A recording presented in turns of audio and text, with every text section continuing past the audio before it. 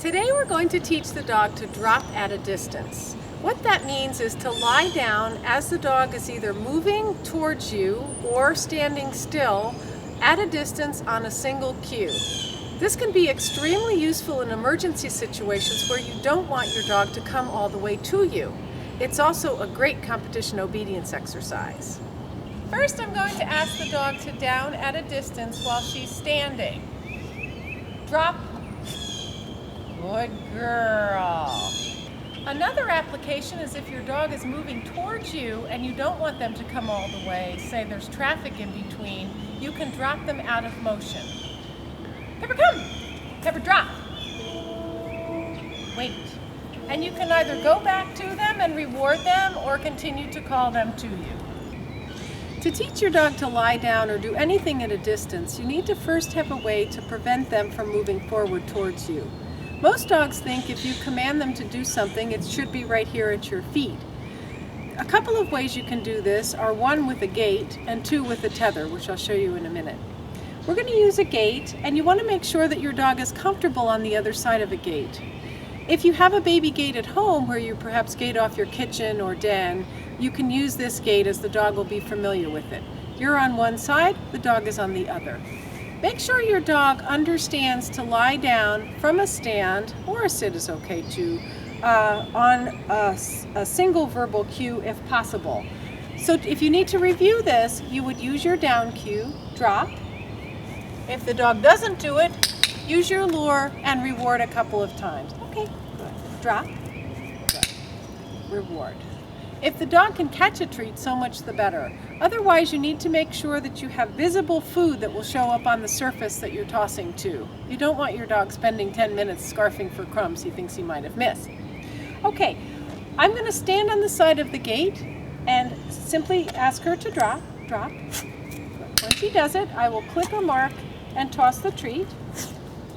And if you need to release with an okay to get the dog up, that's fine too. Pepper, drop. Good.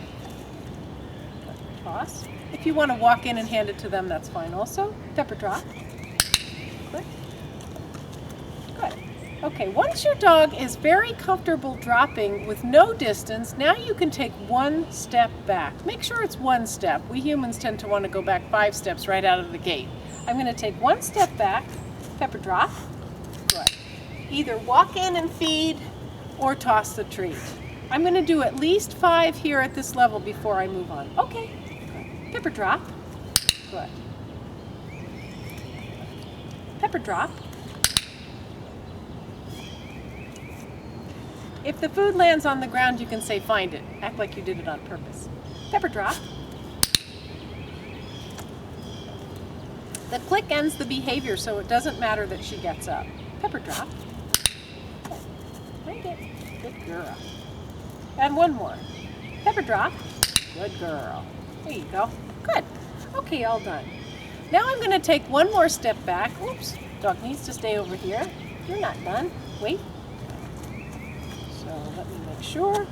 1 step, 2 steps. Pepper, drop. Good. If at this point, some dogs get confused. If at this point your dog gets confused, all you're going to do is come in a little closer and help them.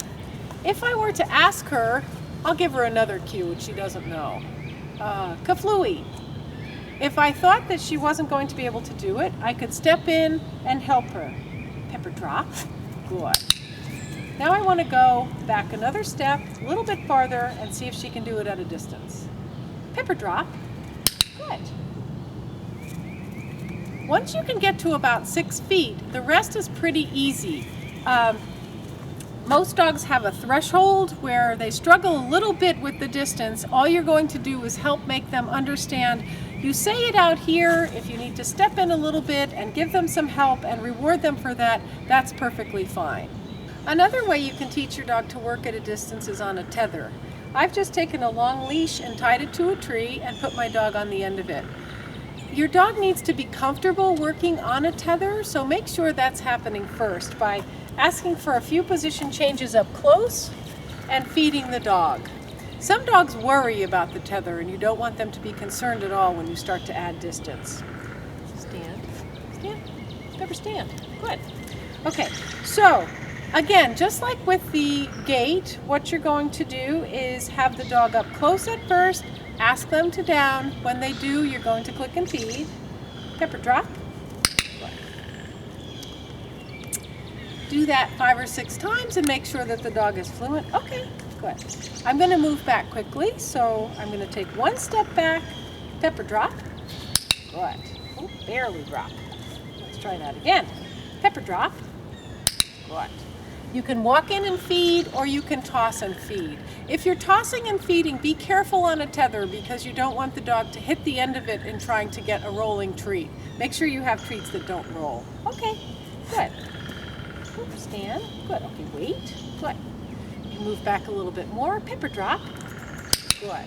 Step in and feed. Okay. Good. Pepper drop. Good. Again, sometimes there's a critical distance at which you might need to give the dog help. Just make sure you use your cue. If they don't drop, you can step in a little bit, help them, and then add your distance gradually after that. Now you should have a nice drop at a stationary position. To work on it out of motion, all you need to do is solidify it when the dog is standing and then gradually begin to walk back and drop the dog. So I will take her off the tether, show moving backwards, pepper drop. Good. You'll be dropping your dog at a distance in no time.